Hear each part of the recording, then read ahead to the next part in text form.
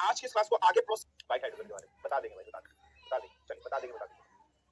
So last class में हम लोग न्यूटन लॉ पर थे। आज की इस क्लास को आगे प्रोसीड करते हैं और आज की इस क्लास में भाई हम लोग डिस्कशन करेंगे न्यूटन के सेकंड लॉ। पढ़ लिया था हम लोगों ने, न्यूटन के सेकंड लॉ तक कर लिया था, rate of change of momentum is directly proportional to force. आज हम लोग पढ़ेंगे थर्ड लॉ के बारे में, थर्ड लॉ ऑफ न्यूटन। साथ ही साथ हम लोग इक्वेशन ऑफ मोशंस को भी पढ़ेंगे और इक्वेशन ऑफ मोशंस कौन कौन सी होती हैं, कैसे होती हैं, किस प्रकार होती हैं, वो डिस्कशन करेंगे। और इक्वेशन ऑफ मोशन से संबंधित न्यूमेरिकल्स भी मैं आपको आज की क्लास में कराऊंगा। साथ ही साथ हम लोग जो चीज डिस्कशन करेंगे वो ग्राफ से रिलेटेड क्वेश्चंस बहुत आते हैं पेपर में, एग्जामिनेशन में टॉपिक है। एक बच्चा कह रहा था सर पिछली बार जब हुआ था फिजिक्स में तो मैम ने पहले मोशन की सर ग्राफ की इक्वेशन पढ़ाई थी, आपने नहीं पढ़ाया सर, आप बहुत गंदे हैं, ऐसे कमेंट लिख रहा था। मेरी मर्जी, मैं कैसे कोरिलेट करके पढ़ाऊंगा, मुझे मालूम है मैं कहां पर किसी को कोरिलेट करके पढ़ाऊंगा, मैं अपने स्टाइल से पढ़ाऊंगा। तो मैं ग्राफ वाले जो इक्वेशंस है वो आज पढ़ाऊंगा कि डिस्प्लेसमेंट टाइम ग्राफ कैसा होता है, वेलोसिटी टाइम ग्राफ कैसा होता है, एक्सेलरेशन टाइम ग्राफ कैसा होता है, इससे संबंधित कितने टाइप्स के होते हैं, यूनिफॉर्म मोशन क्या होता है, नॉन यूनिफॉर्म मोशन क्या होता है, वो सब चीजें भी कवर करेंगे। अगर ये टॉपिक आज इस क्लास में नहीं हुआ, ठीक है, आज की क्लास में अगर ये ग्राफ वाली क्लास इक्वेशंस नहीं हुई तो कल के सेशन में होंगी। आज हो सकता है ये और ये चीज इक्वेशन हम लोग पढ़ ले, कल के सेशन में इसका जो पार्ट 2 हम लोग डिस्कशन करेंगे, ये मोशन इन प्लेन का पार्ट फर्स्ट है आज की क्लास में। मोशन इन प्लेन का जब पार्ट 2 डिस्कशन करेंगे वहां पर displacement time graph, uniform motion, non uniform motion के बारे में बताऊंगा, वेलोसिटी टाइम ग्राफ, इससे कैसे ग्राफ बनते हैं, कब आते हैं, किस टाइप से होते हैं, uniform non uniform motion velocity time graph में क्या होगा, एरिया क्या बताता है, स्लोप क्या बताता है, एक्सेलरेशन टाइम ग्राफ, वो सब बताएंगे। और कल की ही क्लास में प्रोजेक्टाइल मोशन भी मैं आपको कवर कराऊंगा अगर टाइम बचा तो। अगर आज हुआ था तो आज कर लेंगे, अगर आज नहीं हुआ तो कल करेंगे। आज हमारा एम रहेगा बेसिकली इन दो टॉपिक्स को कवर करना। सबको समझ में आ गया या नहीं आ गया, फटाफट बताइए, इतनी चीज क्लियर हो गई या नहीं हो गई? Is it fine? और कल भी नहीं हुई तो तुम संन्यास ले लेना।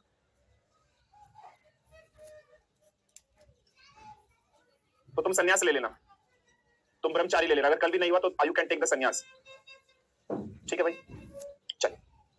सो क्लास को स्टार्ट कर रहे हैं, आज की अपनी क्लास को स्टार्ट कर रहे हैं। कल की क्लास में, लास्ट क्लास में हम लोगों ने second law of motion, second law of motion तक पढ़ लिया था भाई, मतलब न्यूटन का सेकंड लॉ। सेकंड लॉ किसका? न्यूटन का हम लोगों ने देख लिया था। और न्यूटन का सेकंड लॉ क्या कहता है कि rate of change of momentum dp by dt, यही कहता है ना, dp by dt is directly proportional to force. यही सेकंड लॉ कहता था या नहीं कहता था? न्यूमेरिकल है क्या सर? हाँ जी न्यूमेरिकल है सर। एडमिन भाई को समझा दीजिएगा, ब्लॉक बहुत कर रहा है एडमिन भाई। अगर अपने बच्चे ब्लॉक, अपने बच्चे अगर एक भी बच्चा ब्लॉक छुआ ना तो अपन पंगा चैलेंज का, तो डोंट ब्लॉक। एडमिन भाई नहीं है, एडमिन बहन है वहां पर, ठीक है। इस बैच की बैच मैनेजर मैम है, मानसी मैडम है। तो एडमिन बहन जी, बहन अगर आपने हमारे बच्चों को ब्लॉक किया सही नहीं होगा, हाँ ब्लॉक मत करेगा हमारे किसी बच्चों का। रिक्वेस्ट आई है, 10 रुपए की खुश आई है।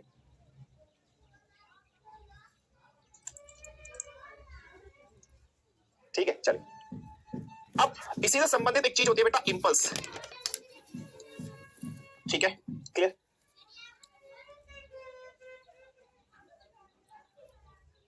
ठीक है, चलिए।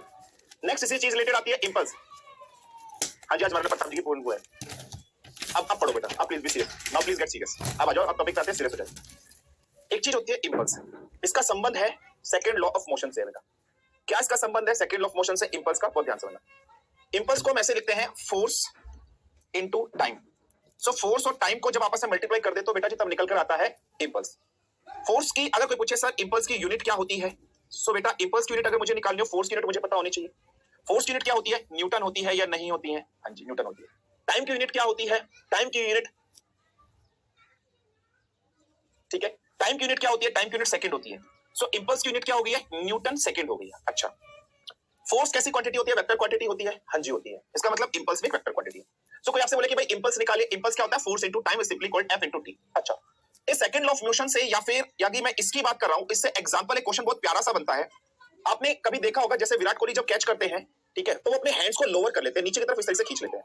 या फिर कोई गोलकीपर होता है फुटबॉल के अंदर, जब गोलकीपर होता है तो थोड़ा टाइम लेके पीछे एक्सपेंड करता है। अगर मैं टाइम ज्यादा लूंगा तो होगा क्या एज अ रिजल्ट? फोर्स और टाइम दोनों आपस में मल्टीप्लाई है।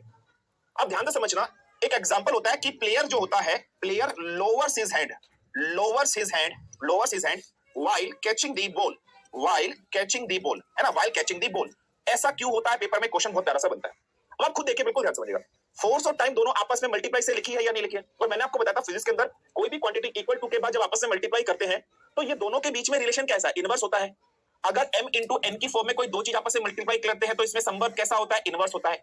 और अगर फॉर्मूले से इक्वल टू के इधर m अपॉन n की फॉर्म में होती है तो इन दोनों में संबंध कैसा होता है? डायरेक्टली प्रोपोर्शनल होता है। या मल्टीप्लाई में f और t, इसका मतलब दोनों में रिलेशन कैसा है? इनवर्स रिलेशन है या नहीं है? इसका मतलब force is inversely proportional to time. जब अपने हैंड को लोअर की तरफ खींच रहा हूं तो मैंने क्या बढ़ा दिया, टाइम अगर बढ़ा दिया है तो इनडायरेक्टली मैंने फोर्स घटा दी है या नहीं घटा दिया है। अगर मैंने फोर्स को घटा दिया तो बॉल के मोमेंटम को घटा दिया है या नहीं घटा दिया, बॉल के मोमेंटम को घटा दिया है, मेरे हाथ में चोट ना लगे तो टाइम बढ़ाया, फोर्स घटी तो मोमेंटम भी घट गया या नहीं घट गया इनडायरेक्टली। तो कहने का मतलब लोअर हैंड क्यों करते हैं, ताकि हाथों में ज्यादा चोट ना लगे। गोलकीपर पीछे क्यों करता है, कोई चीज आप ऐसे क्यों करते हो, उसका reason second law of motion से है, न्यूटन के सेकंड लॉ से। क्लियर हुआ या नहीं हुआ, कोई समस्या कोई? यस और नो?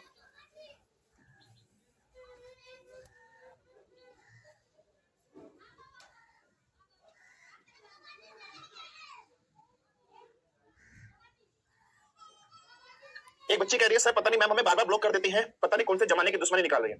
मैं बताता हूँ सर वंस मोर अगेन, जब भी कोई प्लेयर होता है, जब बॉल को इस तरीके से करता है, अपने हैंड्स को लोअर कर लेता है, नीचे कर लेता है, ऐसा क्यों होता है बेटा? एक चीज होता है फोर्स का संबंध होता है, इंपल्स होता है, force into time. Lower the hand, आप अपने हैंड को लोअर कर रहे हो मतलब टाइम ऑफ कैच बढ़ा रहे हो, ठीक है, टाइम ऑफ कैच बढ़ा रहे हो। जब अपने हाथों को नीचे कर रहे हो टाइम बढ़ा रहे हो। मैंने आपको फर्स्ट क्लास में बताया था फिजिक्स में इक्वल टू से पहले अगर कोई भी दो क्वांटिटी आपस में मल्टीप्लाई में होती है उनके बीच में इनवर्स रिलेशन होता है। फिजिक्स में इक्वल टू के बाद कोई भी दो क्वांटिटी डिवाइड में होती है उनके बीच में डायरेक्टली प्रोपोर्शनल रिलेशन होता है। ये दो मल्टीप्लाई में इन दोनों में इनवर्स रिलेशन है। So force is inversely proportional to time. इसका मतलब जब मैंने लोअर द हैंड किया, टाइम मैंने बढ़ाया, टाइम बढ़ाया तो फोर्स घटेगी, फोर्स घटा है, सेकंड लॉ क्या कहता है, फोर्स घटेगा तो मोमेंटम भी घटेगा। तो मोमेंटम क्या होती है, किसी भी चेंज होने का, तो मेरे हाथों में चोट कम लगेगी, इसलिए लोअर द हैंड किया जाता है। ये बस मैंने यहाँ पर समझाया, ठीक है। चल अब हम लोग डिस्कशन करने वाले हैं न्यूटन का थर्ड लॉ, कि भाई न्यूटन का थर्ड लॉ क्या कहता है। सो न्यूटन का थर्ड लॉ है क्या है, action to every action there is equal and opposite action, है ना।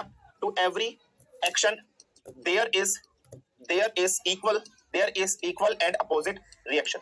हर एक्शन का अपोजिट रिएक्शन होता है। जैसे आप चैट में मोई मोई लिखते हो, आप चैट में कुछ लिख देते हो तो batch manager madam Mansi ma'am तुरंत आपको ब्लॉक कर देती है। एक्शन का रिएक्शन होता है या नहीं होता है?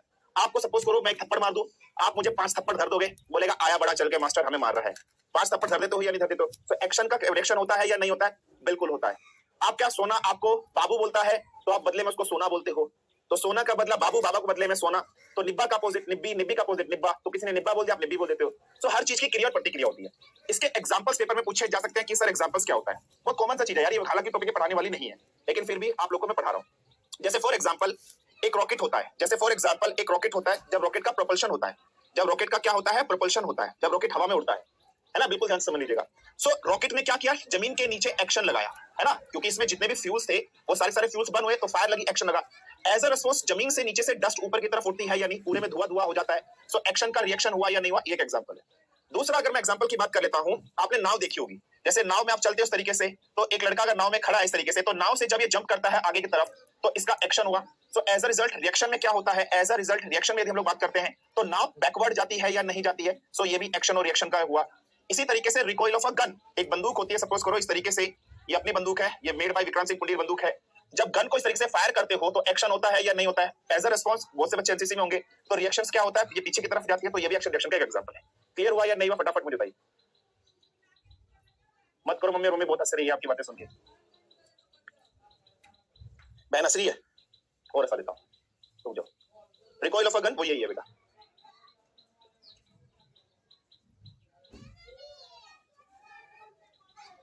सर बैट के नीचे फैन लगा होना, बोट के नीचे फैन लगा होना, बेटा वो भी एक्शन रिएक्शन है। बिल्कुल सौरभ जोशी, फैन घुमा बोट आगे गई, वो भी एक्शन रिएक्शन है।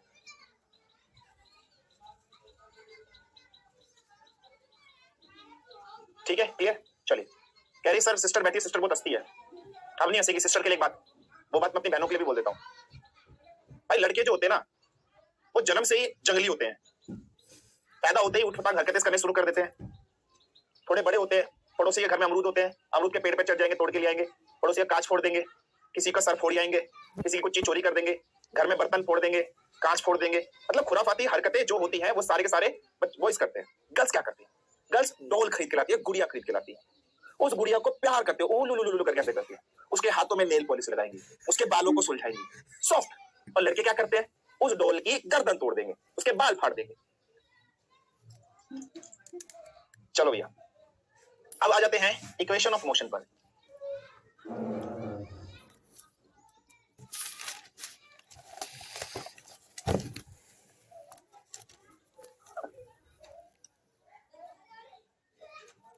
Sir seesaw is also an example of Newton's third law. Action लगाओगे रिएक्शंस हो सकता है, बिल्कुल हो सकता है, ठीक है। कहना क्या चाहते हो, जो तुम सुनना चाहते थे वो कह दिया। आ जाओ, अब आते हैं इक्वेशन ऑफ मोशंस पर बेटा, ध्यान से समझना। ध्यान सर को ब्लॉक करिए, ध्यान समझिएगा। मोशन की कुछ इक्वेशंस होती हैं, आपने स्टार्टिंग में भी 9th क्लास में शायद पढ़ी होंगी, जैसे v is equal to u plus at एक इक्वेशन होती है। कैसे आया बेटा, डेरिवेशन कैसे आया, ये सब आपको नहीं पढ़ना है। नेक्स्ट यदि हम लोग बात कर लेते हैं s is equal to ut plus half at square, एक दूसरी इक्वेशन ये भी होती है, ठीक है, क्लियर। एक तीसरी इक्वेशन और होती है v square minus u square is equal to 2as। ये तीन इक्वेशन होती है मोशन की बेटा, है ना। अब एक चीज समझता, यहाँ पर ये जो वर्ड लिखे हैं v is equal to u plus at, s is equal to ut plus half at square, v square minus u square is equal to 2as, इनका ना नोटेशन का कुछ मीनिंग है। जैसे फॉर एग्जांपल अगर मैं v की बात कर लेता हूं, v को बोला जाता है फाइनल वेलोसिटी। बेटा इन्हीं के ऊपर कुछ न्यूमेरिकल्स होंगे, अब हम लोग करेंगे, इन्हीं के ऊपर कुछ न्यूमेरिकल्स आते हैं पेपर में, एग्जामिनेशंस में वो भी आते हैं। सो फाइनल वेलोसिटी जो होती है वो होती है v, ठीक है। क्या होती है फाइनल वेलोसिटी, क्या होती है इनिशियल वेलोसिटी, मैं आपको समझाऊंगा। u की यदि हम लोग बात कर लेते हैं, u को बोला जाता है इनिशियल वेलोसिटी। ये मोशन ऑफ इक्वेशंस होती हैं इनिशियल वेलोसिटी। यदि मैं यहाँ पर बात करता हूँ, t क्या है, टाइम पीरियड है, t क्या है, यहाँ पर टाइम पीरियड है। अगर मैं यहाँ s की बात कर लेता हूँ, s को आप डिस्टेंस बोल सकते हो या फिर आप इसको बोल सकते हो डिस्प्लेसमेंट बेटा, ठीक है। ये तीन इक्वेशन होती है laws of motion. Numerical solve करते टाइम आपको इन्हीं तीन इक्वेशंस का इस्तेमाल करना है कहीं ना कहीं, किसी ना किसी तरीके से। ये तीन इक्वेशन आपने 9th क्लास में पढ़ी होंगी, v is equal to u plus at, s is equal to ut plus half at square, v square minus u square is equal to 2a। अभी बेटा मैं आपको प्रोजेक्टाइल मोशन पैराबोला नहीं बता रहा हूं, ये स्ट्रेट लाइन मोशन है। ये जो तीन इक्वेशन ऑफ मोशन है ये किसके लिए है, ये नॉर्मली स्ट्रेट, ठीक है, स्ट्रेट लाइन मोशंस के लिए है, ये याद रख लीजिएगा। ये पैराबोलिक मोशंस के लिए इक्वेशन मैं अभी नहीं लिख रहा हूं, ये नोटेशंस होती है। अब समझना बहुत इंपॉर्टेंट, ए यहाँ पर क्या है, ए इधर नालायक को निठल्लो बेशर्मो एक्सेलरेशन है, ये भी पूछने की बात थी क्या, ए क्या है सर इधर, ए का है, ए स्टैंड फॉर एक्सेलरेशन। अब समझना, फॉर एग्जांपल कोई एक बॉडी है जो यहां से स्टार्ट हो रही है, ये कोई एक बॉडी है जो यहां से स्टार्ट हो रही है, ये इनिशियल पोजीशन है, ये अपनी BMW कार है, ठीक है, BMW मतलब बड़ी मोटी वाइफ, ठीक है। तो ये अपनी बड़ी मोटी वाइफ है, यहां से इसने चलना स्टार्ट किया, ठीक है, बड़ी मोटी वाइफ ने यहां से चलना स्टार्ट किया। जब ये चली, सपोज करो इनिशियली ये कैसी पोजीशन पर है, रेस्ट पोजीशन पर है। जब कोई ऑब्जेक्ट इनिशियली रेस्ट पोजीशन पे होता है तो हमेशा याद रखना, कभी रेस्ट लिखा हो तो इसका मतलब समझ लीजिएगा इनिशियल वेलोसिटी इसकी 0 मीटर पर सेकंड है। अगर पेपर में नहीं दिया, क्वेश्चन में ऐसा नहीं दिया कि इस ऑब्जेक्ट की इनिशियल वेलोसिटी ये है, ठीक है, बिल्कुल ध्यान समझ लीजिएगा। अगर पेपर में ये नहीं दिया कि एक ऑब्जेक्ट है उसकी इनिशियल वेलोसिटी 5 मीटर पर सेकंड है, कुछ नहीं दिया, और पेपर में अगर कुछ नहीं दिया तो इसका मतलब समझ लीजिएगा वो ऑब्जेक्ट रेस्ट से स्टार्ट हुआ है या रेस्ट लिख दिया तो आपको इनिशियल वेलोसिटी 0 मीटर पर सेकंड मान लो, ठीक है। कुछ समय बाद, after certain time period, after certain time period यदि हम लोग बात कर लेते हैं, आफ्टर सर्टेन टाइम पीरियड, वो टाइम पीरियड कुछ भी हो सकता है, t is equal to 1 hour, मैंने बात कर ली। 1 आवर के बाद सपोज करो ये जो ऑब्जेक्ट है, ये BMW जो है अपनी, ये इस पोजीशन पर यहां पर आ गई, 1 घंटे बाद ये यहां पर आ गई। तो अब ये फाइनल इसका डेस्टिनेशन पॉइंट था, इसको इसी बी पॉइंट पर जाना था, यही पॉइंट इसका क्या था, फाइनल डेस्टिनेशन पॉइंट था, इसी पॉइंट पर इसको आना था, इससे आगे इसको नहीं जाना था, बी पॉइंट इसका फाइनल था। तो बी पॉइंट पर जब ये आई है तो यहां पर जो इसकी वेलोसिटी होगी, इस वेलोसिटी को आप कौन सी वेलोसिटी बोलोगे, फाइनल वेलोसिटी बोलोगे। एक पॉइंट तो ये याद रखिए, फाइनल वेलोसिटी कुछ भी हो सकती है, इसकी 1 2 3 कुछ भी वैल्यू हो सकती है, ये समझ में आ गया। यहां से यहां जाने में इसने जो डिस्टेंस ट्रेवल किया होगा उसको s बोलोगे, यहां से यहां जाने में जो पोजीशन चेंज होने में इसकी एक्सेलरेशन हुई है वो a हुई है। पेपर में क्वेश्चन में ऐसा होता है, इनिशियल वेलोसिटी दे सकती है, फाइनल वेलोसिटी v1 हो सकती है, आपसे बोलेगा एक्सेलरेशन गिवन है, टाइम निकालिए। तो आपको खुद देखना पड़ेगा, एक अननोन चीज होगी, इन तीन में से मैं कौन सा फॉर्मूला लगाऊं, v गिवन है, u गिवन है, t गिवन है, a निकालना है तो ये फॉर्मूला लगा लोगे। क्वेश्चन बोल रहा है s निकालो, हमारे पास u है, t है, a है तो आप ये लगा लोगे। बोल रहा है a निकालो, आपके पास v है, u है, s है तो आप ये लगा लो। मेरे को जो चीज समझानी थी वो इनिशियल वेलोसिटी से समझानी थी। इनिशियल वेलोसिटी किसी ऑब्जेक्ट की जी रेस्ट दिया तो जीरो समझोगे, अगर वैल्यू गिवन है तो वो वैल्यू मान लोगे। फाइनल वेलोसिटी किसी ऑब्जेक्ट की गिवन नहीं है, या ऐसे बोल दिया कि फाइनली वो डेस्टिनेशन पर पहुंच जाता है, स्टॉप हो जाता है, ऐसे लिखा after travelling certain distance the object just get stopped. अगर लिखा कि फाइनली ऑब्जेक्ट स्टॉप हो गया तो फाइनल वेलोसिटी को भी जीरो मानोगे। स्टॉप लिख दिया, रुक गया, यार अभी मैं चल नहीं रहा, अभी मैं रुक गया हूं, तो फाइनल वेलोसिटी मेरी क्या हो गई है, जीरो हो गई है या नहीं हो गई है। तो ध्यान से समझना वर्ड, अगर लिखा finally the object just get stopped तो आप फाइनल वेलोसिटी v को जीरो करोगे। अगर लिखा है the object started from the rest तो इनिशियल वेलोसिटी को आप ये करोगे। या ऐसे लिखा है after certain time period the object started moving with 220 meter पर सेकंड तो फाइनल वेलोसिटी को आप 20 मीटर पर सेकंड लिखोगे। इतनी चीज क्लियर हुई या नहीं हुई, फटाफट मुझे बताइए।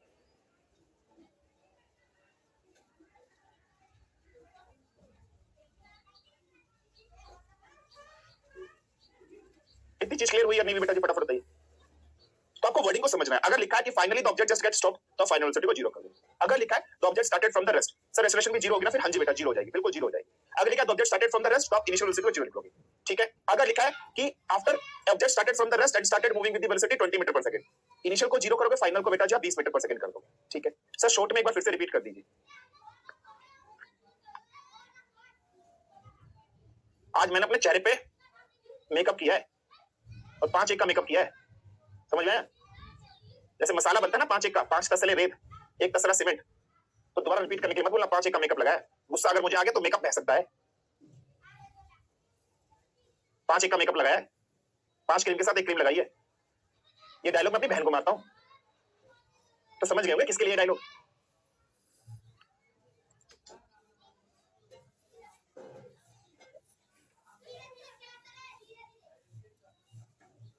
दोबारा रिपीट करते हैं, अगर लिखा है कोई ऑब्जेक्ट रेस्ट से स्टार्ट हो रहा है तो आपको इनिशियल वेलोसिटी 0 मीटर पर सेकंड है। अगर लिखा कि कोई ऑब्जेक्ट रेस्ट से स्टार्ट होने के बाद फाइनली स्टॉप हो जाता है तो फाइनली स्टॉप लिखा होगा तो फाइनल वेलोसिटी 0 हो जाएगी। ठीक है, क्लियर। अगर लिखा है कि आफ्टर हैव इनिशियल रेस्ट से स्टार्ट होने के बाद कुछ वेलोसिटी गेन कर लेता है, वेलोसिटी की वैल्यू लिखोगे तो वो वैल्यू फाइनल वेलोसिटी में आपको कंसीडर कर लेना है। ठीक है, चलिए ये तीन इक्वेशन ऑफ मोशंस आपको समझ में आ गई होंगी, बिल्कुल अच्छे तरीके से सबको समझ में आ गई होंगी। अब समझना, अब मैं आप लोग के लिए कुछ कन्वेंशंस दे रहा हूं और इस कन्वेंशंस को फॉलो करना बेटा जी। इस कन्वेंशंस के हिसाब से कुछ न्यूमेरिकल्स में आपको इस्तेमाल करना है। ठीक है, ठीक है, कुछ कन्वेंशंस मैं आपको दे रहा हूं, इस कन्वेंशंस को आपको फॉलो करना है। क्या फॉलो करना है? सपोज करो कई बार मोशन ऐसे भी तो हो सकता है कि आप ग्राउंड यहां पर हो, ये बेस लाइन है, आपने यहां से पकड़कर बॉल को किसी ऑब्जेक्ट को ऊपर फेंका है, मतलब ये कन्वेंशंस आपको वहां पर यूज करनी है जब मोशन अप या फिर डाउन हो रहा हो, जब मोशन अप या डाउन हो रहा हो। अगर कोई ऑब्जेक्ट अप जा रहा है, ध्यान से समझना, अगर कोई ऑब्जेक्ट यहां से पकड़कर आपने उसको ऊपर की तरफ फेंका, जैसे बॉल है उसको पकड़कर आपने हवा में इस तरीके से ऊपर की तरफ फेंका है, जब कभी भी अप वाला मोशन हो, हमेशा न्यूमेरिकल सॉल्व करते टाइम यहां से आप अप की तरफ जा रहे हो, जैसे सपोज करो एक बिल्डिंग है, इस बिल्डिंग पर इसकी हाइट सपोज करो 20 मीटर की ऐसे गिवन है, सो नोटेशंस या कन्वेंशंस को फॉलो करने, यहां से आपने पत्थर को पकड़ा और ऐसे फेंक दिया तो पत्थर ऊपर की तरफ गया। आप कोऑर्डिनेट एक्सिस आपको मालूम होगा, ये एक्स एक्सिस होता है, ये वाई एक्सिस होता है, यहाँ पॉजिटिव में लिखा जाता है, यहाँ भी पॉजिटिव में लिखा जाता है, यहाँ एक्स एक्सिस का नेगेटिव है, यहाँ वाई एक्सिस का नेगेटिव है। इस पॉइंट से आप कहां चले हो? इस पॉइंट से आप बेटा जी ऊपर की तरफ चले हो या नहीं चले हो? तो इसका मतलब जब यहां से आप ऊपर की तरफ चलोगे, आप हमेशा एस को पॉजिटिव लेना। एक चीज समझ लेना, हमेशा एस को आप पॉजिटिव ले लेना, ये याद रखना। इसका उल्टा अगर मैं बात करता हूं, इसका उल्टा अगर मैं कर रहा हूं, आप ऊपर से नीचे की तरफ आ रहे हो, मतलब डाउन जा रहे हो, अगर आप नोटेशंस डाउन की तरफ आ रहे हो, जैसे फॉर एग्जांपल बोला गया है कि एक आदमी है छत पर बैठा हुआ है और छत से पत्थर को नीचे फेंक रहा है, ऐसे करके ऊपर से छत से पत्थर को या बॉल को नीचे फेंक रहा है, तो आप अप से डाउन गए हो या नहीं गए हो? यहां से यहां गए हो, मतलब नीचे की तरफ, यहां से यहां गए हो, तो डाउन के टाइम पे आप हमेशा हाइट को बस नेगेटिव लिख लेना, जो भी हाइट होगी, ये नोटेशंस फॉलो करनी। मैं फिर से बता रहा हूं, अगर यहां पर आप हो ऊपर की तरफ जाते हो, यहां से आपने पत्थर लिया, उसको ऊपर की तरफ इस तरह से फेंका बेटा जी, तो हमेशा एस को पॉजिटिव लिखना, ये नोटेशंस बता रहा हूं। दूसरा, अगर आप एक बिल्डिंग पर हो, बिल्डिंग में ऊपर यहां खड़े हो, यहां से किसी पत्थर को ड्रॉप करो तो आप ऊपर से नीचे की तरफ चलो, डाउन करते टाइम एस को हमेशा नेगेटिव लेना। और एक कन्वेंशन और जो आपको याद रखना है, ए इज इक्वल टू हमेशा माइनस जी लेना है, ऑलवेज। ऑलवेज न्यूमेरिकल सॉल्व करते टाइम आप जी को माइनस कंसीडर कर लेना। जी के लिए कभी ये मत सोचना सर नीचे से ऊपर जाएंगे पॉजिटिव होगा, ऊपर से नीचे जाएंगे नेगेटिव, नहीं, मैंने नोटेशंस यहां पर चेंज कर दिया। आप हमेशा कोई भी न्यूमेरिकल सॉल्व करोगे, ए की वैल्यू जी के बराबर रखना, और जी की वैल्यू कितनी होती है? 10 मीटर पर सेकंड स्क्वायर। ये वैल्यूज फिक्स्ड होती है, acceleration due to gravity, exact value होती है 9.8 मीटर पर सेकंड स्क्वायर, लेकिन आप 10 से सॉल्व करना, और ये हमेशा ले लेना, चाहे ऊपर जाओ चाहे नीचे जाओ, ए को हमेशा नेगेटिव। इतनी नोटेशन याद रखना, बाकी वी यू वो सब जैसे जैसे क्वेश्चंस आएंगे मैं आपको बताता रहूंगा। इतनी चीज क्लियर हो गई या नहीं? फटाफट मुझे बताइए।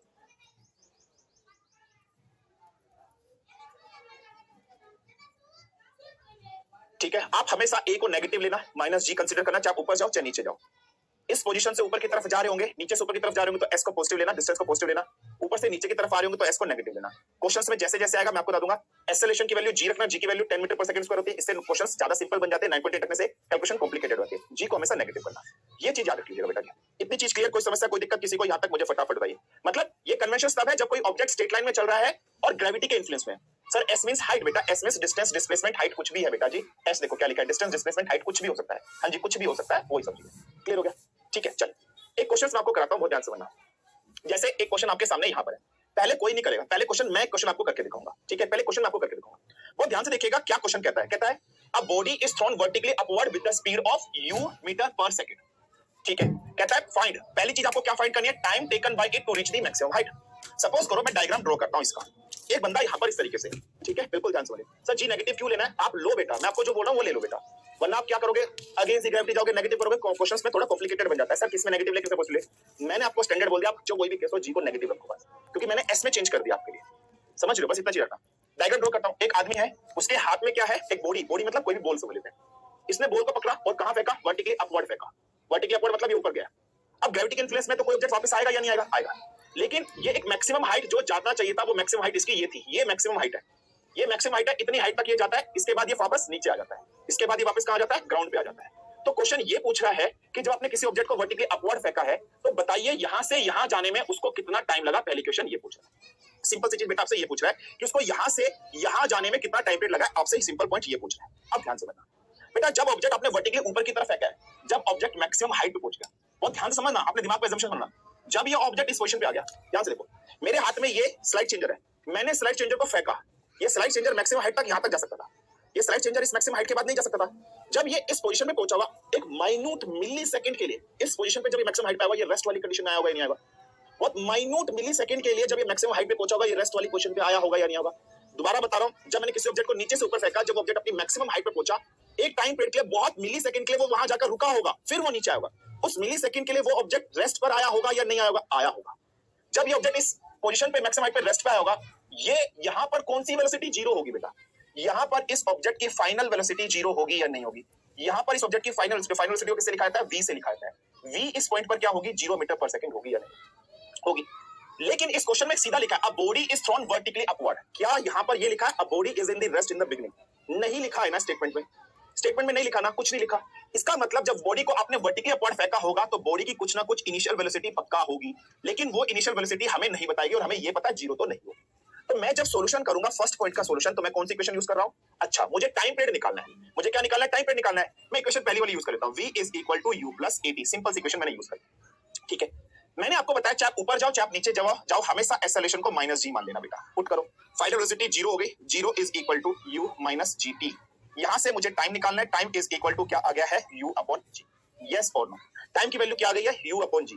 मुझे अगर इनिशियल वेलोसिटी गिवन होती पेपर में, मैं वो डाल लेता, g की वैल्यू 10 है वो पुट कर लेता। शायद पेपर में ऑप्शन u अपॉन g ऐसे मिलते। पेपर में पहला ऑप्शन दिया होता u अपॉन g, दूसरा ऑप्शन दिया होता ug, तीसरा ऑप्शन दिया होता u स्क्वायर g, चौथा ऑप्शन दिया होता अभी मैं बाबू, चौथा ऑप्शन ऐसे दिया होता, चौथा ऑप्शन दिया होता बाबू सोना अभी वीडियो कॉल नहीं कर सकता या सकती क्योंकि मम्मी है, क्योंकि मम्मी घर पर है। बताइए ऑप्शन क्या था?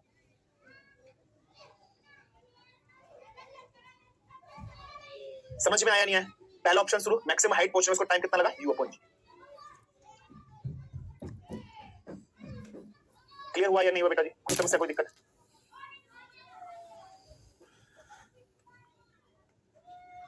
ये ऑप्शन एलिमिनेट हो गया।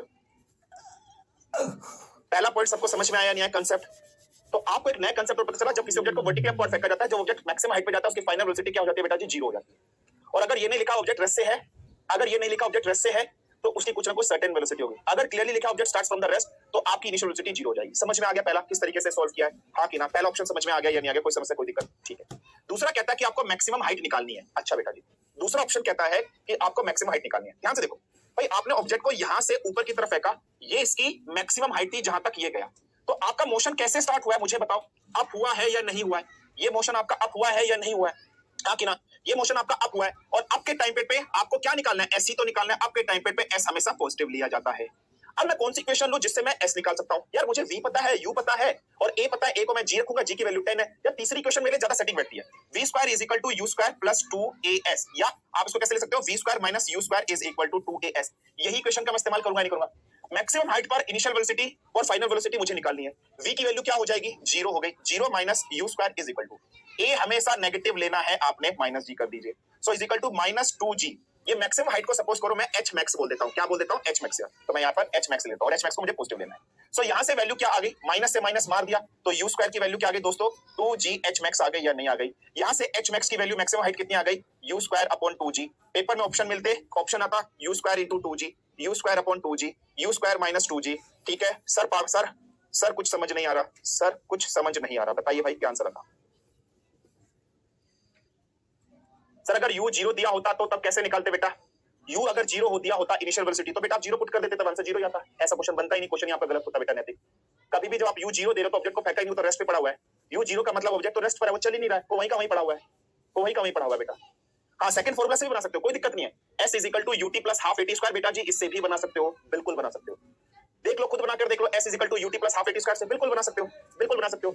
लेकिन इस फॉर्मूले में क्या होगा? यहाँ पर इस फॉर्मूले में जो पहले t की वैल्यू आई है, ये t is equal to u upon g, ये आपको इसमें पुट करना पड़ेगा, यूज करना पड़ेगा। कैलकुलेशन कॉम्प्लिकेटेड हो जाएगी या नहीं हो जाएगी बताइए? क्योंकि इससे पहले जो t की वैल्यू u अपॉन g आई है वो इसमें आप पुट करोगे, कैलकुलेशन कॉम्प्लिकेटेड हो जाएगी बेटा, है ना? कॉम्प्लिकेटेड हो जाएगी थोड़ा। आपको खुद देखना किससे मेरी कैलकुलेशन सिंपल हो रही है, किससे मेरी टफ हो रही है, वो आपको खुद assumptions लगानी।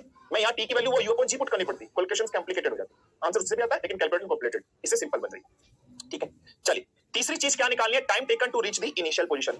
तीसरी चीज देखिए बेटा जी क्या निकालनी है। तीसरी चीज कह रहा है ऑब्जेक्ट को आपने पकड़ा, ऊपर फेंका, ऊपर जब फेंकने में टाइम लगा t1, मैक्सिमम हाइट पर गया, फिर वापस आया, वापस आने में टाइम लगा t2, यहां से चला, मैक्सिमम हाइट ऊपर गया, फिर वापस a पर आया। कहता है total time to reach the, time taken to reach the initial position. Initial position ये थी वापस आने में, भाई यहां से यहां जाने में टाइम t1 लगा, इतना ही टाइम यहाँ से यहाँ आने में लगेगा, T2 लगेगा या नहीं लगेगा? बिल्कुल लगेगा। तो ओवरऑल टाइम T डैश अगर मान लो तो वो क्या हो जाएगा, T1 प्लस T2 हो जाएगा। T1 की वैल्यू क्या आई थी, U अपॉन G आई थी, तो यहाँ पर क्या हो जाएगा, 2U अपॉन G हो जाएगा या नहीं हो जाएगा? कोई समस्या कोई दिक्कत? फटाफट बहुत ईजी है, सबसे सिंपल। हाँ कि ना भाई, जितना टाइम इसको यहाँ से यहाँ जाने में लगा उतना टाइम यहाँ से यहाँ आने में लगा होगा या नहीं लगा होगा? सिंपल सी बात। कोई समस्या कोई दिक्कत? फटाफट बताइए।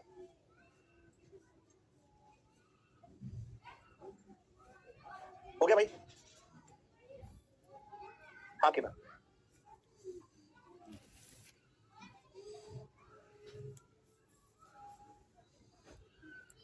सर लास्ट वाला स्टेप फिर से बेटा, यहाँ से यहाँ जाने में टाइम T1 लगा, तो यहाँ से यहाँ आने में भी तो टाइम T2 लगा बेटा। T1 की वैल्यू U अपॉन G थी, उतना ही टाइम इसको नीचे आने में लगा, तो टोटल टाइम कितना हो गया यहाँ से यहाँ आने में, T1 प्लस T2। तो पहले T1 की वैल्यू U अपॉन G थी, तो सेम ही तो है, 2U अपॉन G आ गई या नहीं आ गई?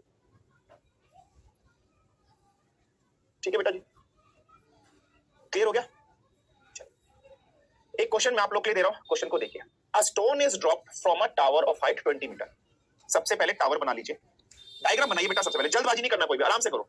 सर ऊपर जाते वक्त तो वेलोसिटी तो कम होती है तो ना एज कंपेयर तो नीचे आते वक्त, बेटा ऐसा कुछ भी assumptions फ्रिक्शंस का assumptions नहीं समझना है। ये अंडर द ग्रेविटी, ऊपर जाते टाइम भी ग्रेविटी, नीचे जाते टाइम भी ग्रेविटी, और सेम ग्रेविटी का कंसेप्ट बनाता है। इनमें अलग अलग चीजें नहीं करनी है बेटा, ये कंफ्यूजन नहीं क्रिएट करनी है कि सर ऊपर जाते टाइम ज्यादा होगा नीचे टाइम ऐसा होगा, नहीं।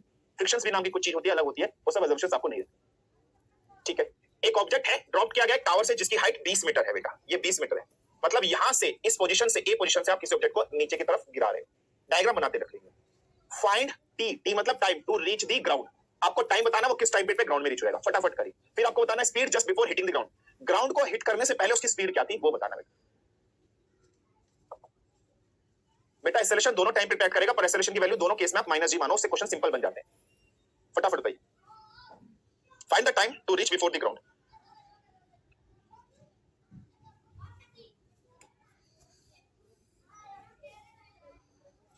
फटाफट करिए, टाइम कितना है, 2 सेकंड, 2 सेकंड, 2 सेकंड, और स्पीड कितनी है 20। सर जी इक्वल टू 2 लेके कर रहा है सर, टाइम 2 सेकंड है, वेलोसिटी 20 आई। ठीक है, बहुत बढ़िया, बहुत बढ़िया, बहुत बढ़िया। मैं करके दिखाता हूं बेटा, ध्यान से देखो दोस्तों। आपने अ स्टोन इज ड्रॉप्ड, देखिए ये मैं 20 मीटर की हाइट पे खड़ा हूं, मैं पत्थर को ऐसे पकड़ के कर रहा हूं। अभी मैं यहां से ड्रॉप करूंगा, जब मैं यहां से ड्रॉप करूंगा, इस कंडीशन पे, इस ए पोजीशन पे, इस पत्थर की इनिशियल वेलोसिटी कितनी है? क्या ये पत्थर चल रहा है? क्या बेटा ये पत्थर चल रहा है? क्या बेटा ये पत्थर चल रहा है? नहीं चल रहा है ना। इस इनिशियल पोजीशन पे 20 मीटर की हाइट पर जो पत्थर रखा है, ये किस पोजीशन पे है? ये रेस्ट पर है या नहीं है? ये पत्थर रेस्ट पर है या नहीं है? हाँ सर। तो इनिशियल वेलोसिटी केस 1 में यू की वैल्यू क्या मानूंगा, 0 मीटर पर सेकंड मानूंगा या नहीं मानूंगा। आप ऊपर से नीचे की तरफ चल रहे हो या नहीं चल रहे हो बेटा जी? डाउनवर्ड चल रहे हो। डाउनवर्ड के केस में एस नेगेटिव लेना है, तो एस की वैल्यू यहाँ पर -20 मानोगे या नहीं मानोगे? हाँ जी सर, एस की वैल्यू लिखो -20 मीटर। ठीक है, एक्सेलरेशन को चाहे ऊपर जाओ चाहे नीचे जाओ, हमेशा -g लेना, -10 मीटर पर सेकंड स्क्वायर लेना। आपको क्या निकालना है बेटा जी? टी निकालना है। मेरे पास 3 इक्वेशन है, v equal to u plus a t, s is equal to u t plus half eighty square. तीसरी इक्वेशन है v square minus u square is equal to 2s। मैं कौन सी इक्वेशन का इस्तेमाल करूं जिससे मैं टी निकालूं? यार इस इक्वेशन में a मेरे पास है, u मेरे पास है, मुझे टी निकालना है, लेकिन मैं टी तब निकाल पाऊंगा जब मुझे v भी पता होगी। लेकिन यार v मुझे मालूम ही नहीं है, यार इस इक्वेशन में 2 अननोन हो जाएंगे। यार ये इक्वेशन तो मैं लगा नहीं सकता, सिंपल सी बात है, मैं नहीं लगा सकता इक्वेशन। सेकंड इक्वेशन को देखता हूं, यार मेरे पास s है, हाँ है, u है, हाँ है, t मुझे निकालना है, हाँ निकालना है, a है, हाँ। इस इक्वेशन में सिर्फ एक ही अननोन है, बाकी सारे मेरे पास नोन है, इसको मैं लगा सकता हूं। तीसरी इक्वेशन को देखो, यार इसमें u है, a है, s है, v नहीं है मेरे पास, और यहाँ पर मुझे टाइम निकालना है। इस इक्वेशन में तो टाइम आ ही नहीं रहा। ये इक्वेशन एलिमिनेट, ये इक्वेशन एलिमिनेट, मैं इक्वेशन यही इस्तेमाल करूंगा या नहीं करूंगा? हाँ जी सर, ये तो मैं इक्वेशन कौन सी इस्तेमाल करूंगा? s is equal to u t plus half eighty square करूंगा। ठीक है भाई, चलिए s की वैल्यू मैंने क्या मान ली है? माइनस के 20 मान ली है या नहीं मान लिया? -20। Anything multiply by 0, answer 0। Minus a को g करूंगा, g अपॉन 2 t स्क्वायर कर दूंगा या नहीं कर दूंगा? हाँ जी। माइनस से माइनस मार दिया या नहीं मार दिया? हाँ जी। यहाँ पर क्या आ गया फटाफट मुझे बताइए, यहाँ पर आंसर कितना आ गया? g की वैल्यू कितनी होती है? g की वैल्यू 10 मानते हैं, 10 मीटर पर सेकंड स्क्वायर। पुट कर लीजिए, so 20 is equal to 10 t square बटे 2। 0 से 0 मार दिया, हाँ जी, 2 2 जा 4, 4 is equal to t square. T की वैल्यू कितने आगे? +-2 आ गई है। कितने आगे? +-2, लेकिन टाइम कभी नेगेटिव में नहीं जाएगा। अच्छा, आप लोगों ने आंख बंद करके आंसर डाल दिया कि टाइम 2 सेकंड है।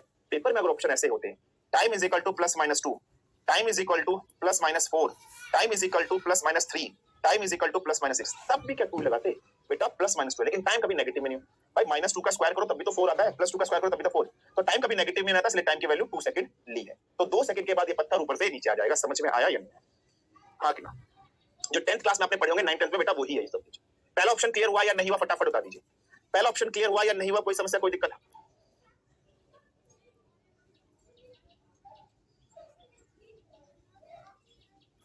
पहला ऑप्शन क्लियर, ठीक है। अब दूसरा ऑप्शन क्या है? Speed just before hitting the ground, जमीन को टच करने से पहले उसकी स्पीड क्या है?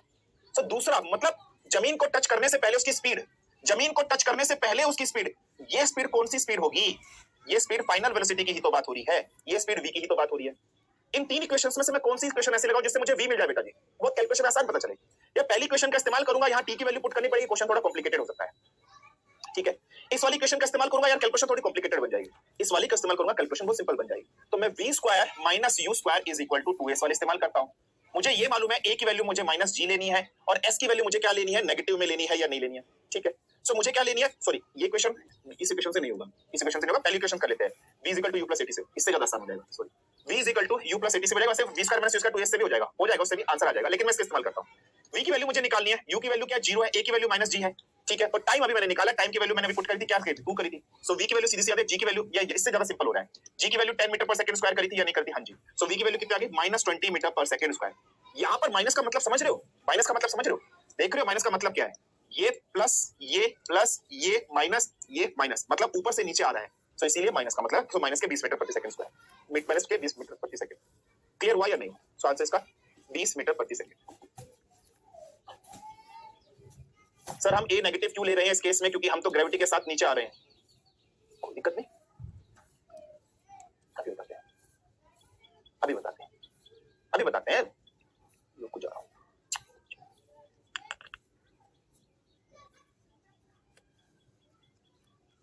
कोई दिक्कत नहीं। बहुतों के दिमाग में ये आ रहा होगा, सर आपने यू को नेगेटिव क्यों लिया, ए को नेगेटिव क्यों लिया? नहीं लेता, तुम्हारी इच्छा है। ग्रेविटी नाम की कुछ चीज होती है, ग्रेविटी हमेशा हर ऑब्जेक्ट को अपनी ओर खींचती है।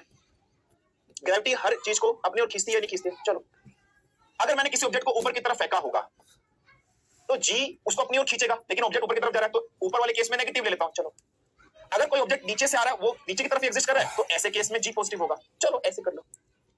तो इन दोनों केस में हाइट को आप ऊपर नीचे कैसे कर सकते हो? क्या हाइट कभी नेगेटिव पॉजिटिव होती है? क्या कभी हाइट नेगेटिव पॉजिटिव होती है? तो चाहे इस केस में जाओ चाहे इस केस में जाओ, आप हमेशा हाइट को पॉजिटिव लोगे। समझे? हाइट तो नहीं होगी, मैं धरती से ऊपर चले जाऊं, क्या मेरी हाइट माइनस 20 हो जाएगी? तुमने मुझे पकड़ के ऊपर फेंक दिया, क्या मेरी हाइट माइनस 20 हो जाएगी? तुमने मुझे ऊपर से नीचे फेंक दिया, क्या मेरी हाइट प्लस 20 हो जाएगी? नहीं। मैंने क्या करा? मैंने कुछ नहीं करा, मैंने बस एस की नोटेशन को चेंज कर दिया। मैंने एस की नोटेशन को चेंज कर दिया। ऊपर जाते टाइम मैंने क्या ले लिया? ऊपर जाते टाइम मैंने पॉजिटिव ले लिया, नीचे जाते टाइम मैंने नेगेटिव ले लिया, और ए को हमेशा मैंने माइनस कर दिया। तो भाई बात तो यही है या नहीं है? समझे या नहीं समझे? गधू नालायक को निठल्लो बेशर्मो, खोपड़ी बेच के आ गए थे क्या?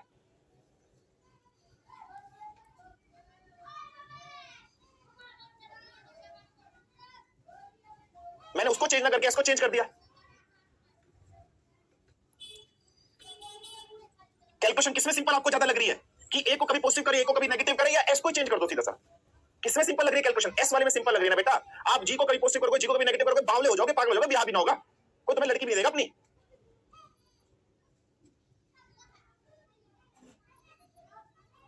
चलो नेक्स्ट क्वेश्चन 3। क्वेश्चन 3 करो। A ball is projected vertically upward from a tower of height। Question थोड़ा सा चेंज है। अभी आप टावर पे खड़े हो, ये ग्राउंड है, ठीक है, क्लियर? सर यस सर, आपने जी को क्यों चेंज किया? पर हमें तो अबे भाई, मैंने कैलकुलेशन सिंपल करने के लिए, भाई तुम जी को बार बार कभी ऊपर जाओगे या नीचे जाओगे, बावले हो जाओगे, इसलिए मैंने इसको सिंपल कैलकुलेशन। तू भाई काम कर, मैंने तुम्हें नोटेशन दोनों बता दिए, जी को ऊपर नीचे नेगेटिव दोनों बता दिया, तुम्हें जो इच्छा हो तुम उससे कर लो, मेरा पीछा छोड़ो, तुम्हें जैसे करना है वैसे कर लो, दोनों तरीके से मैंने बता दिया। या तो आप एस को चेंज कर लो, जी को चेंज कर लो, तुम्हारी इच्छा है, जैसे करना है वैसे कर लो, आंसर बराबर आएगा। जब पागल हो जाओ तो जो मैंने फंडा बताया उससे कर लेना, तुम्हारी इच्छा, मेरा पीछा छोड़ो बस। ठीक है, चलो यहां से यहां तक की हाइट क्या है? 20 मीटर की है। यहां से यहां तक की हाइट कितनी है? 20 मीटर की है। कैसे कर लो, तुम्हारी इच्छा है, ठीक है। अब ball is projected vertically upward, ठीक है। अब बॉल इज, सर ए को माइनस जी बट जी की वैल्यू प्लस 10 वाई, ए को माइनस जी बट जी की वैल्यू प्लस 10। मैं नहीं पढ़ा रहा, जा रहा मैं, तुम खुद पढ़ो, मैं नहीं पढ़ा रहा। एनर्जी पूछ रहे कि सर ए की वैल्यू तो आपने माइनस जी बोली है, लेकिन यहाँ प्लस जी के प्लस 10 क्यों लिखी? मैंने पढ़ा, मेरे बस की नहीं है, मेरे बस की नहीं है। फॉर्मूला क्या लिखा है? v is equal to u plus a t. अच्छा, सर ने बोला a को हमेशा माइनस जी लेना है, v is equal to u minus g. अच्छा, सर ने बोला g को हमेशा 10 रखना है, भैया ये प्लस था, यहाँ जाके माइनस हुआ।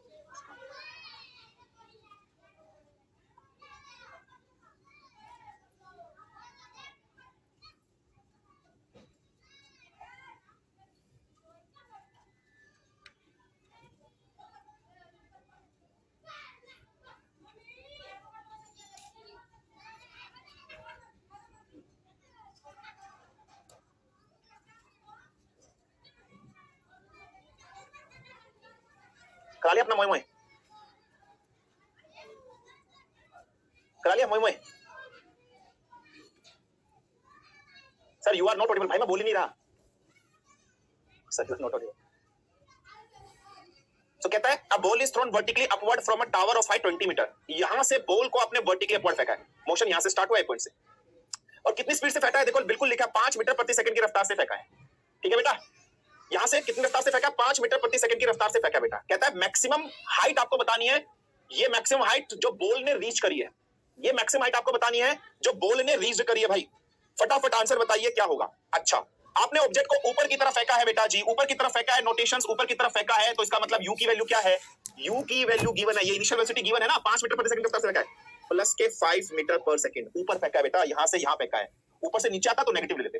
ठीक है, इसकी u की वैल्यू 5 मीटर पर सेकंड है।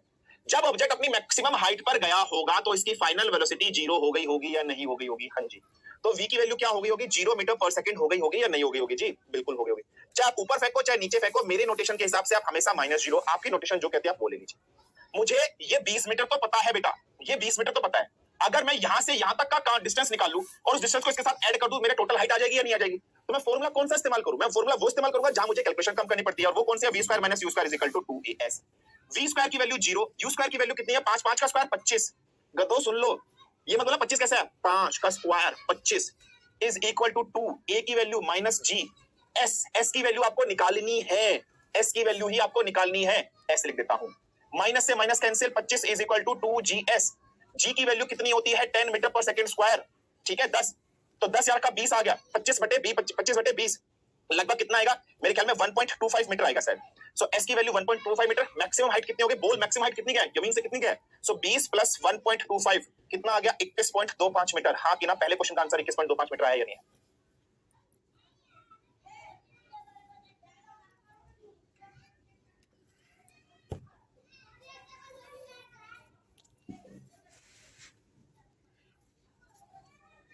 ठीक है, कोई समस्या, कोई दिक्कत?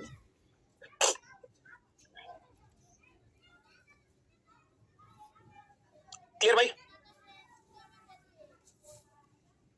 ठीक है, दूसरा पोर्शन देखिए क्या कहता है, time when it passes from its mean position.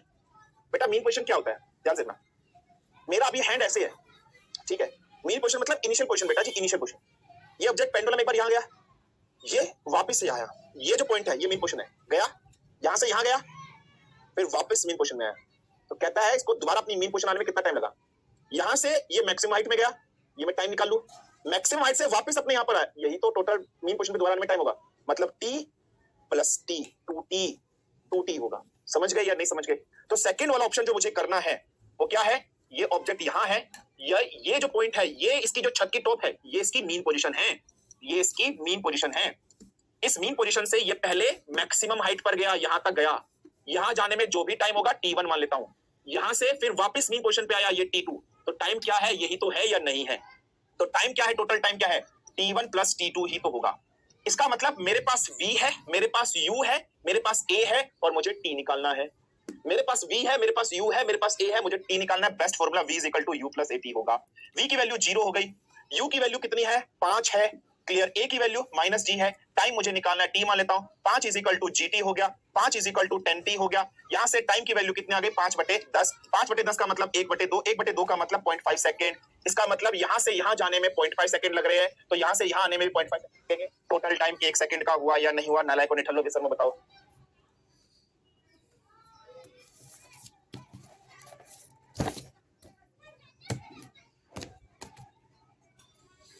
हाँ कि ना?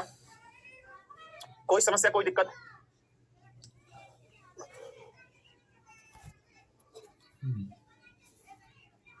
क्लियर हो गया भाई?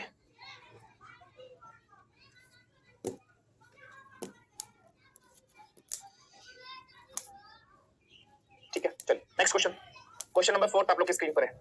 A ball is projected vertically upward from a tower of 520 meter at a speed of 5 meter per second. Same वही क्वेश्चन है। Find speed of ball just before hitting the ground. Ground को hit करने से पहले उसकी speed बता दीजिए कितनी होगी। कहने का मतलब फाइनल वेलोसिटी निकालनी है। क्वेश्चन वही है, बस फाइनल वेलोसिटी ग्राउंड को हिट करने से पहले निकालनी है, वी निकालनी है। सर ग्राउंड को टच करने में टोटल टाइम अभी निकालेंगे बेटा, इस क्वेश्चन में आ जाएगा। इस क्वेश्चन से निकाल सकते हैं, अभी आ जाएगा। इस क्वेश्चन में दूसरा पॉइंट लिख लीजिएगा, इस क्वेश्चन में पूरा पॉइंट लिख लीजिएगा। Find the time taken to reach the ground. दूसरा पॉइंट लिख लीजिएगा, find the time taken to reach the ground. लो तुम्हारी ये भी इच्छा पूरी कर दी। दो चीज निकालनी है, पहले वी निकालो फिर ये निकालो। तुम लोगों की दो इच्छा पूरी कर दी मैंने, इच्छाधारी नाग बन गया मैं आज। ठीक है करो भाई। अच्छा यार एक चीज बताओ यार, मैं तुम लोग की बेइज्जती करता हूँ, डांटता तुम लोगों को बुरा तो नहीं लगता यार? ऐसा तो नहीं तुम मन में मुझे गाली देते हो, बददुआ देते हो कि तेरी काली सी बहू आई, कि शादी लेट हो, ऐसा तो नहीं है?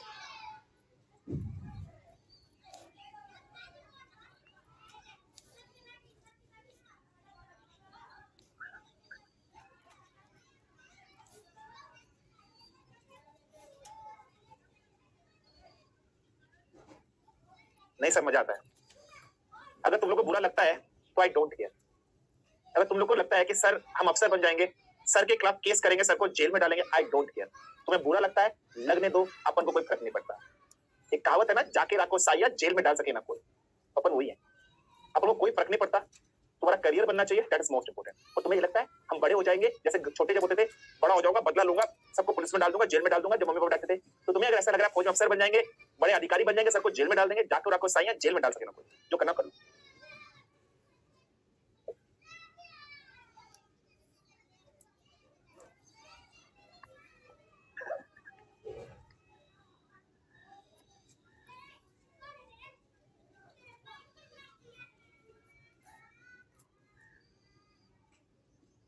चलिए 6√3 और 21.6 सेकंड आ रहा है।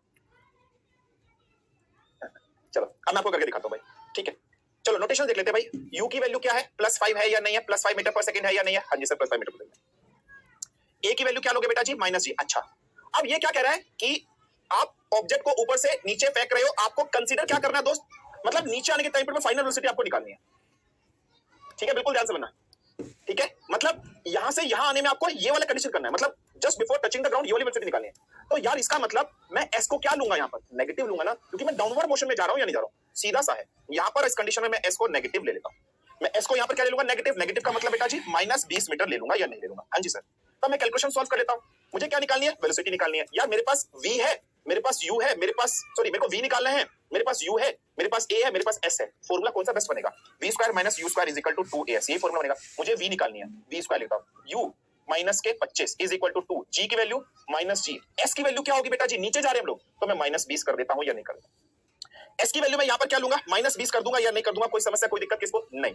सो v² माइनस के 25 = g की वैल्यू कितनी लेता हूं भाई मैं, 10 मीटर पर सेकंड स्क्वायर लेता हूं। जी की वैल्यू 10, 200, 200 गुना 2 400 हो गया या नहीं हो गया, 400 में +25 कर दिया, 425। अबे दिमाग चल रहा है नहीं चल रहा, गधो नालायको। 10 गुना 20, 20 गुना 10, 0 0 0 2 0 0 पर 0 0 2 का 2। अच्छा दोनों मल्टीप्लाई 200। अब 200 का मल्टीप्लाई 2 से, दिमाग से थोड़ा चलते हैं, 2 0 या 0 2 0 0 2 2 4। अच्छा माइनस का इधर कर दिया, +25, 1 2 3 4 5, 5 से कुछ भी नहीं जुड़ा, 5 1 2 2 4। अच्छा ऐसे आया 425, आप समझे सर? तो v² = 425। तुम्हारी कैलकुलेशन देख के वो भी हंस रहे हैं। v की वैल्यू √425 कितना आएगा, 6√3 आ रहा है। बनाओ फटाफट, 4 कर लेना, मुझसे भी नहीं हो रहा भाई, तो मोय हो गया मेरा भी।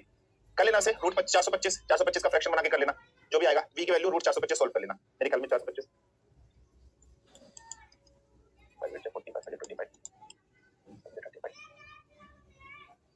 5 √17 5√17 आ रही क्या?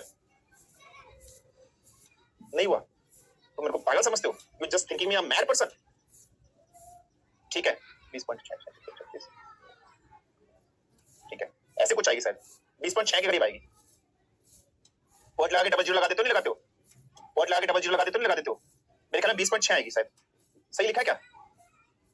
या √17, 5√17।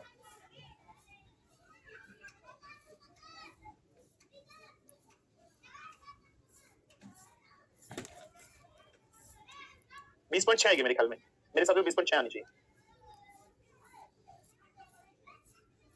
सर टोटल हाइट लेंगे ना, बस वही क्यों लोगे भाई total height? Why you will take the total height? Why you will take the total height? आपने ऑब्जेक्ट को यहां से यहां फेंका, आपने ऑब्जेक्ट को यहां से यहां फेंका, टोटल हाइट क्यों लोगे भाई? क्यों लोगे टोटल हाइट? क्यों लोगे टोटल हाइट? बीसी लोगे भाई। फेंका तो यहां से, मोशन कहां से कर रहे हो? मोशन यहां से कर रहे हो ना, तो यहां से आप ग्राउंड में टच होने से पहले की। ये नहीं बोला कि अगर क्वेश्चन में ये बोला होता कि पहले वो मैक्सिमम हाइट पे जाएगा, फिर मैक्सिमम हाइट पे आने के बाद यहां बोले, फिर यहां से यहां निकालनी है। क्वेश्चन में कहीं लिखा कि वो मैक्सिमम हाइट पे गया फिर वापस आनी है? नहीं। ठीक है क्लियर? चलिए नेक्स्ट। अब कह रहा है find the time taken to reach the ground. अब सीधा सा आपको निकालना है time taken to reach the ground. Second point आपको निकालना है, सेकंड पोर्शन आपको टाइम निकालना है। तो सेम वही चीज, u की वैल्यू कितनी है भाई? +5 है। g की वैल्यू -a आप लिख लीजिएगा, मतलब आपको t निकालना है। सो फाइंड द मैक्सिमम, मतलब आपको find the time taken to reach the ground. Ground को टच करने में टाइम कितना लगा है? ग्राउंड को जब ऑब्जेक्ट टच कर जाएगा, फाइनल वेलोसिटी मेरी 0 हो जाएगी या नहीं हो जाएगी? फाइनल वेलोसिटी मेरी 0 हो जाएगी। s की वैल्यू मैं -20 ले लूंगा, पुट कर लीजिए।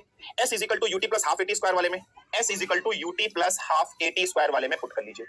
फाइंड दी कहता है, find the time taken to reach the ground. जब वो ग्राउंड पे आ जाएगा, फाइनल वेलोसिटी 0 हो जाएगी, v की वैल्यू 0, s की वैल्यू -20, v की u की वैल्यू गिवन है, g की गिवन है, पुट कर लीजिए यहां से। या v is equal to u plus at वाला फॉर्मूला भी आप यूज कर सकते हो, इससे भी आ सकता है।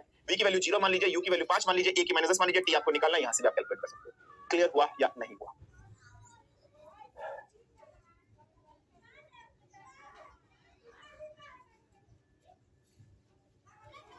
ऊपर जाने से ग्रेविटी का इफेक्ट भी तो वेलोसिटी पे हो रहा है। क्वेश्चन में कुछ गिवन है, नहीं गिवन है ना, वो सब एज्यूम नहीं करना है, दिमाग ज्यादा नहीं लगाना है। फिर तो फ्रिक्शन भी निकालोगे तुम, ऊपर जब ऑब्जेक्ट जा रहा होगा फ्रिक्शन भी हो रहा होगा, फिर तो ऑब्जेक्ट का मास भी गिवन होना चाहिए। कुछ चीजें assumptions बेस पर होती है फिजिक्स में, फिर तो मास के हिसाब से भी ऑब्जेक्ट होना चाहिए। सर आप बताओ, आपने पंखड़ी फेंकी थी या नहीं फेंकी थी? चिड़िया के पंख फेंके थे या लोहे की बॉल फेंकी थी? Next question. A ball is thrown vertically upward at a speed of 28 metre पर second. Find the speed of the ball 1 second before reaching the maximum height. 1 second पहले मैक्सिमम हाइट पर रीच होने से पहले उसकी height बताइए क्या होगा, फटाफट बताइए। A ball is thrown vertically upward at a speed of 28 metre पर second. Find the speed of the ball 1 second before reaching the ground. 1 second पहले ग्राउंड से रीच करने से पहले उसकी वो बताइए क्या होगी। सबसे सिंपल क्वेश्चन है।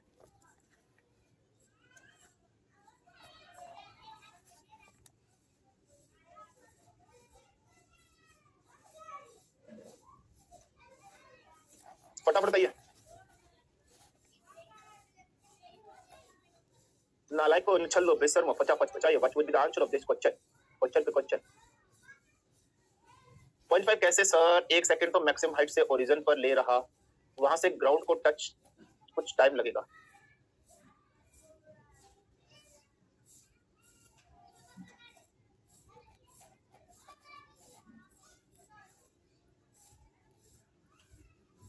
अट्ठाईस 10 14 10 28 14 10 एपेक्स प्रेडिटर्स। अविनाश करे सर 0.5 कैसे आएगा? किस वाले 0.5 की बात करो अविनाश? 28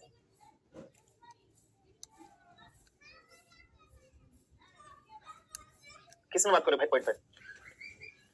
इस वाले क्वेश्चन में, इस वाले क्वेश्चन में, इस वाले क्वेश्चन में, इस वाले क्वेश्चन 0.5 कैसे आया बेटा? यहां से आया, क्वेश्चन से आया। यहां से यहां जाने, मैक्सिमम हाइट जाने में कितना टाइम लगा बेटा? v मैक्सिमम हाइट पे फाइनल वेलोसिटी 0 होगी, इनिशियल वेलोसिटी 5 से फेंका है -g, ये सब कैलकुलेशन से आया 0.5। यहां से यहां फेंका 0.5 आया, वापस यहां मेन क्वेश्चन पे आने में बेटा 0.5, तो टाइम 1 सेकंड आ गया।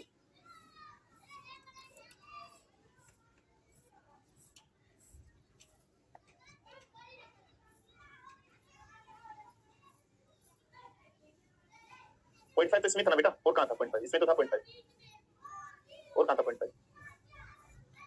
और तो कोई 0.5 आया नहीं ऑप्शन में, इसी क्वेश्चन में 0.5 था, कैलकुलेशन से आया 0.5।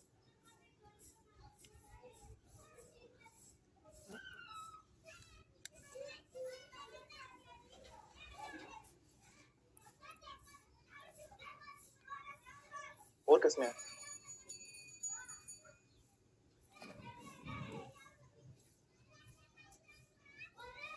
चलिए इस क्वेश्चन पे आते हैं। A ball is thrown vertically upward at the speed of 28 metre पर सेकंड। कोई बॉल है, उसको वर्टिकली अपवर्ड फेंका है, 28 मीटर प्रति सेकंड की रफ्तार से फेंका है। Find the speed of a ball 1 second before reaching the maximum height. Before reaching the maximum height, 1 second पहले, before reaching the maximum height, maximum height से 1 सेकंड पहले आपको उसकी स्पीड बतानी है कि कितनी थी। समझ रहे हो? मतलब मैक्सिमम हाइट में पहुंचने से 1 सेकंड पहले आपको बतानी है उसकी स्पीड कितनी थी, वो आपको बताना है। ठीक है, सो ये चीज आपको बताने कहने का मतलब आपको v निकालनी है। ठीक है भाई, ये चीज आपको निकालनी, मतलब मैक्सिमम हाइट सपोज करो वो ऑब्जेक्ट की ये है, तो जब वो ऑब्जेक्ट मैक्सिमम हाइट पर पहुंचा होगा, पहले केस समझिएगा, जब ऑब्जेक्ट मैक्सिमम हाइट पर पहुंचा होगा तब क्या कंडीशन हुई होगी। सो पहले कंडीशन समझो, when object reaches the maximum height, जब ऑब्जेक्ट मैक्सिमम हाइट पर रीच हुआ होगा।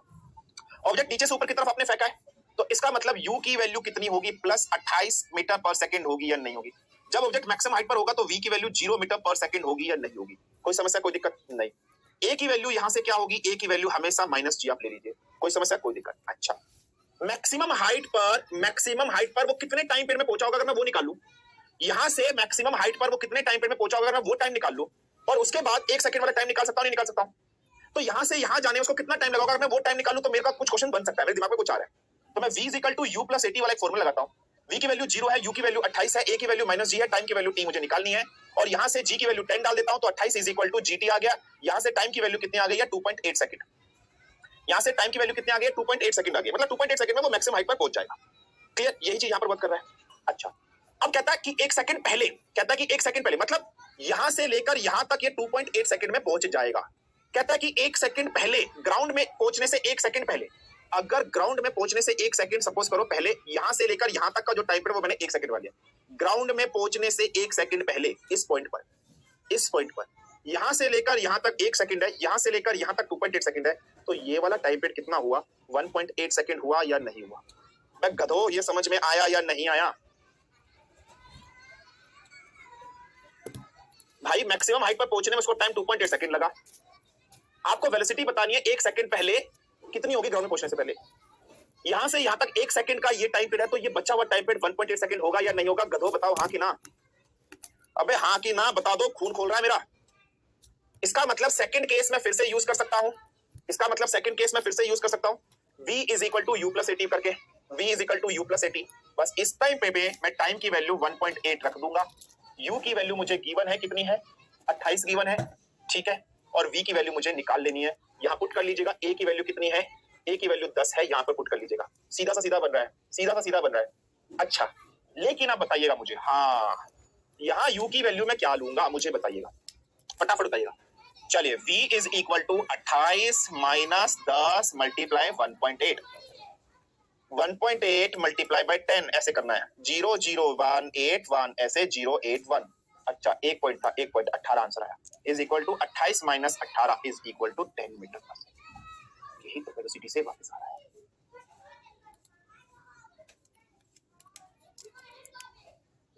हाँ, 1 second before reaching the maximum height. हाँ, मैक्सिमम हाइट रीच होने से 1 सेकंड पहले, मतलब मैक्सिमम हाइट रीच होने से 1 सेकंड पहले, सॉरी ग्राउंड नहीं, हाँ मैक्सिमम हाइट रीच होने से 1 सेकंड पहले, तो मैक्सिमम हाइट 1 सेकंड पहले, यही तो है। हाँ क्या, ग्राउंड बोल देता मैंने।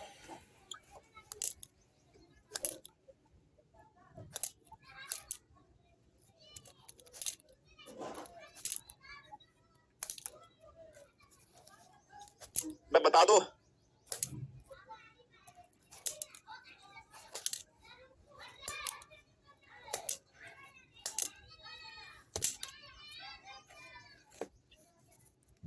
ठीक है। अथर, जकाते, अका, कैप्टन, जैक स्पैरो, 2-3 नाम पड़ोसी के और रख लेते, पप्पू डुड्डू भी रख लेते, मुन्ना भाई भी लिख लेते। ये पॉइंट जरूर लिख लेना, मल्टीप्लाई वाला, नोट्स में मल्टीप्लाई कैसे करते हैं। सर फिजिकल कोई बुक सजेस्ट कर दीजिए जिसमें ज्यादा क्वेश्चन हो। पाथफाइंडर ले लो, अच्छी किताब है।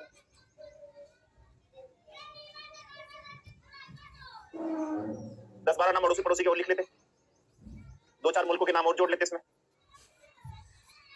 डुड्डू जोड़ लेते, फुंगसुक वांगडू जोड़ लेते, कम था नाम तो। नोट में मल्टीप्लाई करना जरूर लिख लीजिएगा।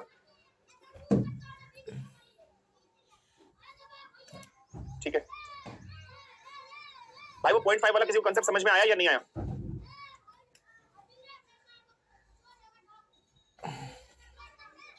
Height sir before 1 second s equal to u t plus half it square वाले फॉर्मूले से निकाल लो।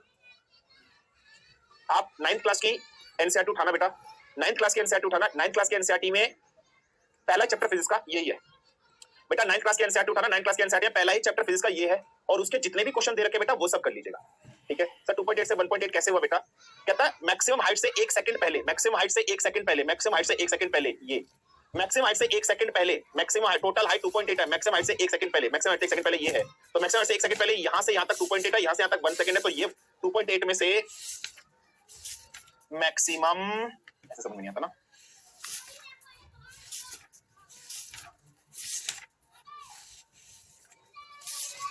मैक्सिमम हाइट से, दिस इज ग्राउंड, यहां से मैक्सिमम हाइट जाने में इसको लगा है 2.8 सेकंड। मैक्सिमम हाइट से 1 सेकंड पहले, 1 सेकंड पहले, तो ये गधे कितना हो गया 1.8। यही की तो वेलोसिटी बतानी है, यही तो बतानी है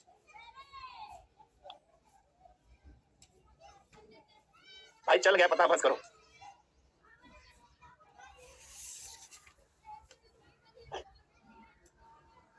ठीक है हाँ, हाइट बिफोर 1 सेकंड 34.2 निकाल सकते हो बिल्कुल। ठीक है अविनाश, कोई बात नहीं बेटा, good question Avinash, you are a good question, I like your question. मजा आया सबको हम पे हंस के, एंजॉय। यार ये तो दिल पे ले गया यार, ऐसे दिल पे नहीं लेना था यार।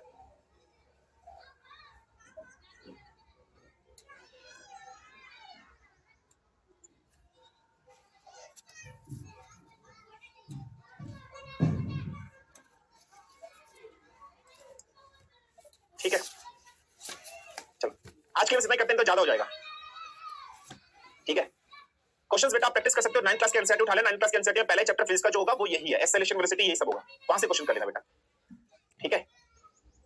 नहीं लिया तो ले भी लेते तो हमारा कौन सा कुछ उखाड़ लेते, तुम भाई नाराज हो जाते, पढ़ते तो तब भी है, तो अपना क्या उखाड़ लेते, होते रहो नाराज, अपन को क्या है। चलो 9th क्लास की एनसीईआरटी उठा ले। 9th क्लास की एनसीईआरटी में पहला चैप्टर फिजिक्स का जो है बेटा वो यही है। आज बस नहीं करते, ग्राफ वाले क्वेश्चंस कल करेंगे, ग्राफ वाला आपको कल पढ़ाऊंगा।